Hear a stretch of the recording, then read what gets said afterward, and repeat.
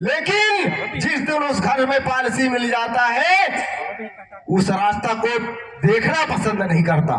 मेरे मित्रों, मेरे साथियों, अगर इतिहास को खोल के देखना पड़ रहा सुनना है तो यहीं से लगा हुआ ग्राम दैखल है, वहां का इतिहास सुनिए और जानिए वहां का इतिहास क्या था। और वहां के इतिहास को हमको सुनने और समझने की जरूरत है। जब ग्राम दैखल का इतिहास हम सुनेंगे तब हमको ये प्राइवेट कंपनियों के विषय में हम भली भांति जान पाएंगे कि कंपनियां होता क्या है। मेरे मित्रों, मेरे साथियों, मैं यह भी बताने देना चाहता हूं कि इस ग्राम के लिए, इस मां भारती की रक्षा के लिए, ग्राम पंचायत रक्षा के लिए समस्त युवा बंधु खड़े हैं।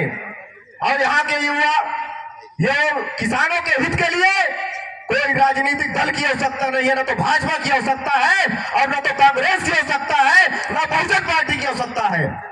हम सब वो युवा नहीं है, हम स्वामी विवेकानंद जी के युवा हैं, समय के युवा हैं। उनके इतिहास को हमने पढ़ा है, मंगल पांडे के इतिहास को हमने पढ़ा है, बिरसा मुंडा जी के इतिहास को हमने पढ़ा है। उस वंशज के हम युवा हैं। वो जमाना कभी और रहा होगा कि हम लोग कंपनियों से डर के भाग जाया करते थे।